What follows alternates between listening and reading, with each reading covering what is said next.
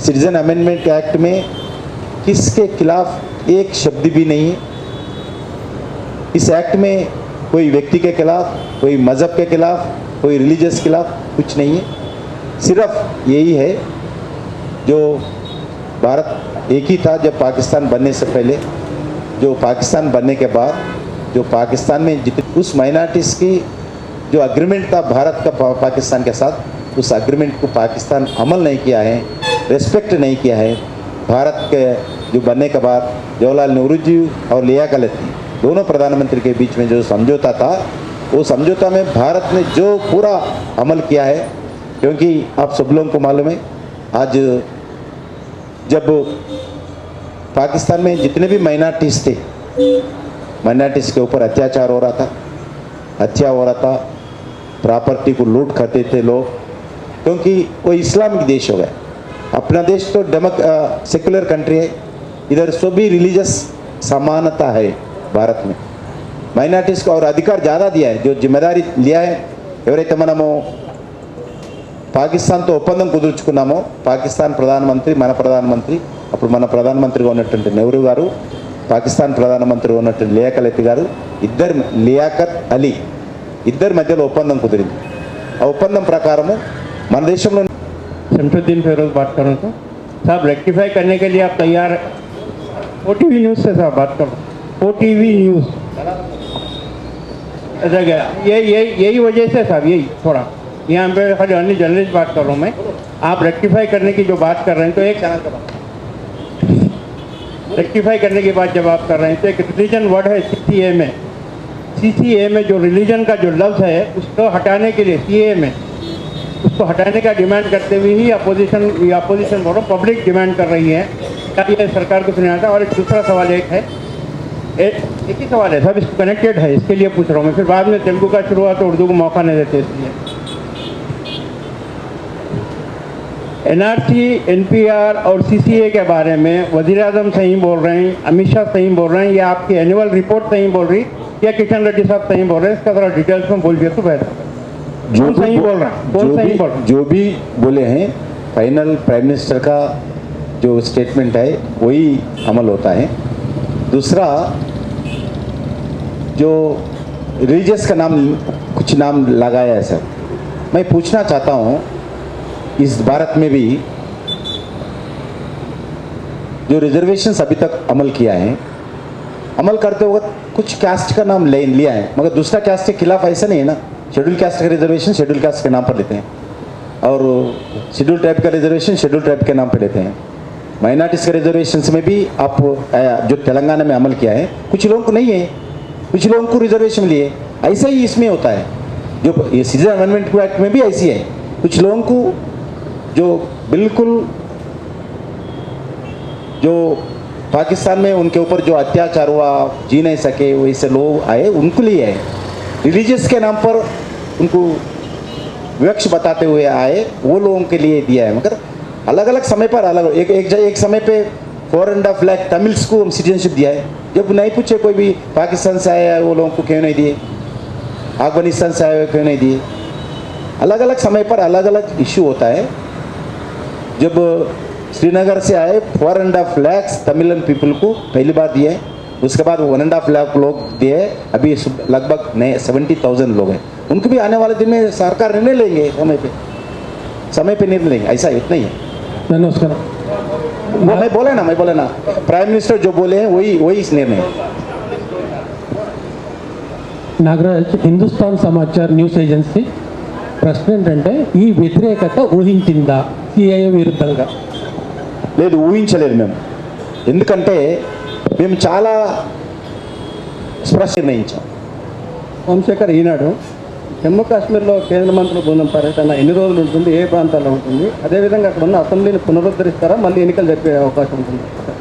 ఇంకా ఈ రెండు మా పర్యటనల విషయంలో మీకు సపరేట్గా నేను చెప్తాను. అది अभी वायनेंस से बोलो, किशन रेड्डी साहब, आप जो बोले एनआरसी के ऊपर, प्राइम मिनिस्टर का जो वर्ड है वो लास्ट फाइनल है, लेकिन फिर अमित शाह साहब और का वर्ड और जो है जो रिपोर्ट है गवर्नमेंट की पूरे में डिफरेंस है, ये डिफरेंस क्यों है? कोई रिपोर्ट नहीं है, कोई डिफरेंस नहीं है। एनआरसी के ऊपर कोई कैबिनेट में अभी तक चर्चा न हुए। एक हमारा पार्टी का पॉलिसी था, पहला मालूम है आप सब लोगों को, इलेक्शन मैनिफेस्टो में लगाया, वही शब्द अमित शाह जी ने यूज़ किया। सरकार का निर्णय अभी तक नहीं हुआ है। सरकार का निर्णय तो जरूर बताएंगे, कोई डरने का जरूरत नहीं है। आप सब लोग, कोई भी भारत के वासी, कोई डरने का जरूरत नहीं है।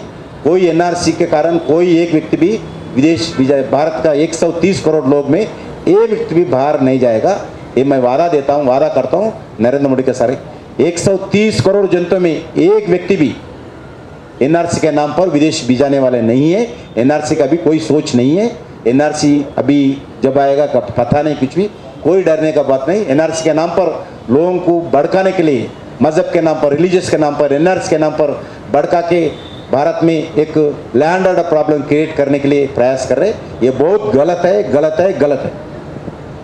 टीटीवी रिपोर्टर मजीद सर, ये तो सारी हिंदुस्तान की आवाम, सर प्लीज़ प्लीज़ सर, सारी हिंदुस्तान की आवाम जो है इस बात को मान ले, फिर बाद में फिर ऐसा ना हो जाए कि जो है सो कि ये बात को बोलना पड़ता है। नरेंद्र मोदी साहब किधर भी रिकॉर्ड निकाल के दीजिए, 15 लाख रुपए आपका जेब में दे तुम बोल के अगर शब्द में कभी है तो वो बताइए। कोई ऐसा बात राहुल गांधी का जैसा बात नहीं करना।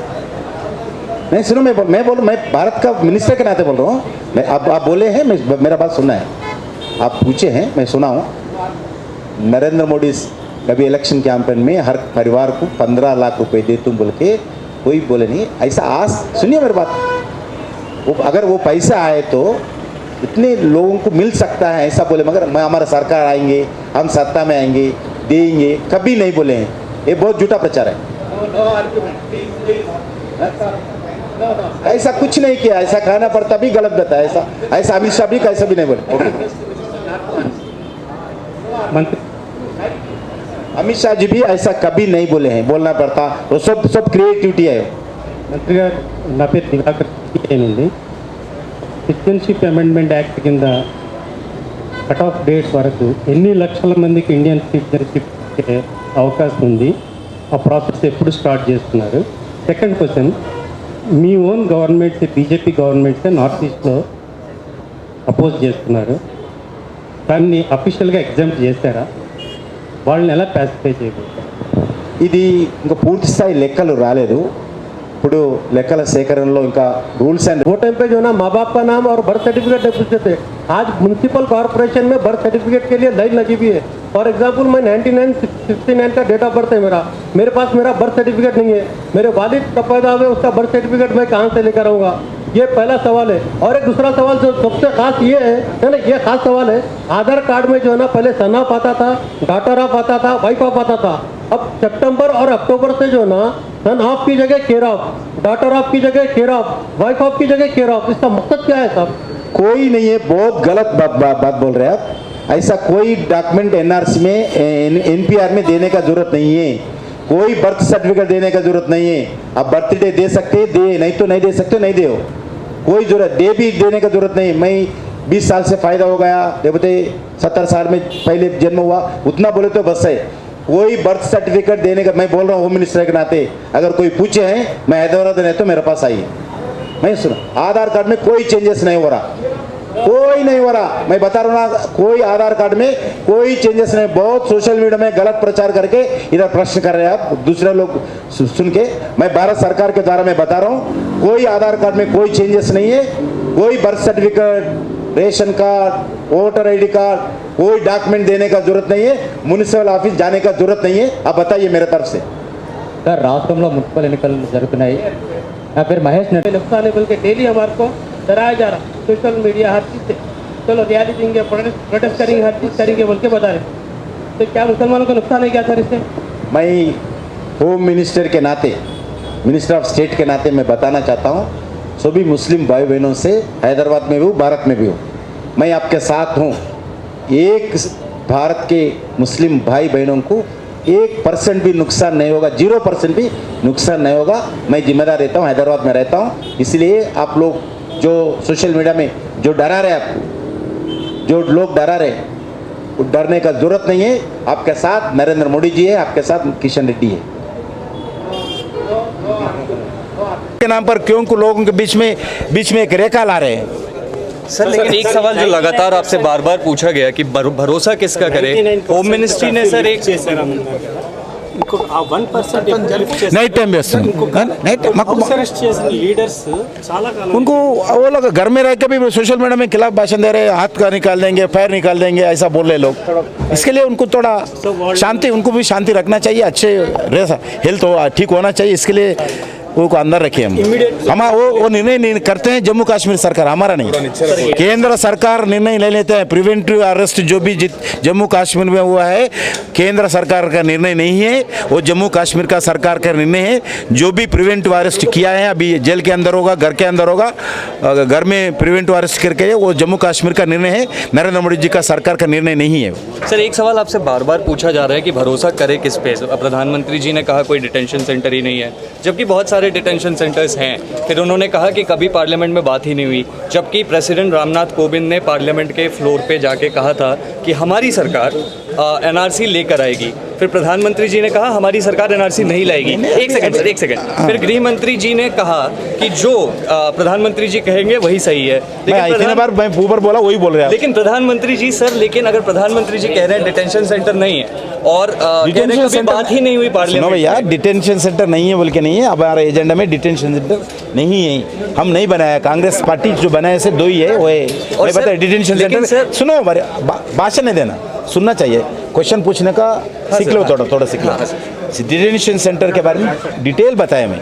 डिटेंशन सेंटर किसके लिए है, डिटेंशन सेंटर क्या यूज़ है, कोई भारत के मुस्लिम को ना नहीं तो हिंदू को ना क्रिश्चियन को उसमें नहीं लगाते। विदेश के लोगों को टेम्पररी वीज़ा एक्सपायर होते हैं उसके लिए लगाते हैं, वो डिटेंशन सेंटर है। आज देश में क्या प्रचार कर रहे हैं, हैदराबाद जो मुस्लिम है उसके लिए एक डिटेंशन सेंटर होगा, निज़ामाबाद का मुस्लिम के लिए उनके डिटेंशन सेंटर होगा, नालगोंडा में मुस्लिम को उनका डिटेंशन सेंटर, ये प्रचार करें, ये दृष्टिकोण से प्रधानमंत्री बोले हैं। ऐसा डिटेंशन सेंटर कोई मुस्लिम भारत के सिटीजन के लिए नहीं ही है, ऐसा बताया।